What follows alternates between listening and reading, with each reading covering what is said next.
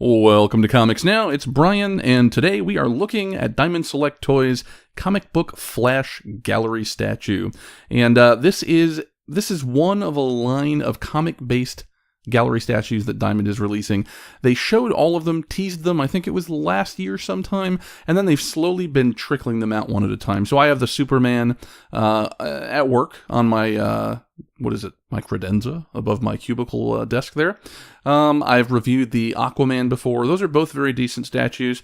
And here's the Flash. Eventually, hopefully, we'll see Batman trickle out, and there were a few other ones too. But the Flash here, it's a decent statue. I gotta say, I'm not totally nuts about the pose. Just like with the Superman comic gallery, there are angles where the pose looks really, really good, but then there are angles where the pose, and especially the body anatomy because of the pose, ends up looking a little bit strange. So you're going to want to find the optimal viewing angle for this and try to position him accordingly. Other than that, though, the sculpt is really good. What's interesting about this one is you guys hear me harp on paint a lot on the gallery line.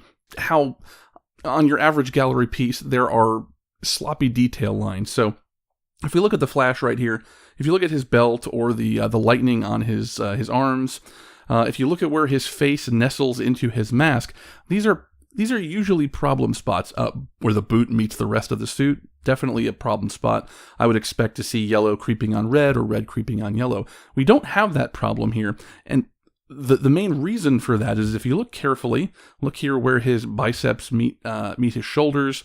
If you look carefully at where his face meets the mask, this is actually modularly built, and most of the gallery statues that I've gotten my hands on are not. I mean, certainly things like armor are put on after the fact in some cases, but for the most part, there are one or very few pieces, and certainly something like where you see a face peeking out of a mask like this with the Flash, this would normally all be one molded piece, and the paint is the thing that makes the obvious separation between the two of them.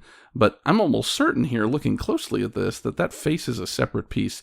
If you look where the angles of the mask meet the angles of the face, you can kind of see that there's a little bit of a gap there, suggesting that it actually is a separate piece. The face is from the mask. And if you look at where the eyes come out of the mask, you can see that they're not. And you can tell because, look, the paint is actually a little bit sloppier there. So yeah, I mean, from most viewing distances, the paint is not usually an issue on these Diamond statues. And from most viewing distances, the seams that you see in the modular construction of this one are not going to be a problem either.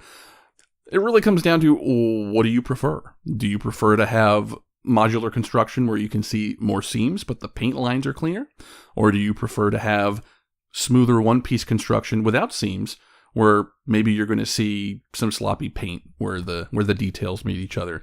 Maybe you don't care about either of those things, and I'm just fussing over nothing, but at least you know about it, and you can decide. For my money, this is actually a really decent Flash statue anyway, even taking into account the trickiness of finding a viewing angle for him. The base, I'm kind of mixed on. I think it's neat to have kind of the whoosh of the change of direction, but, it looks not like whooshing air most of the time. It ends up looking more like the Flash is running in water. And you know what?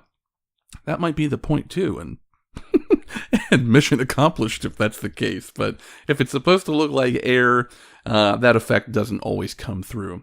But all in all, it is a very good statue. It's one of the great things about the Flash. I love the way the color pops, and because of that modular construction, the color is a lot more clean here, where you just don't have all red mingling with yellow and vice versa.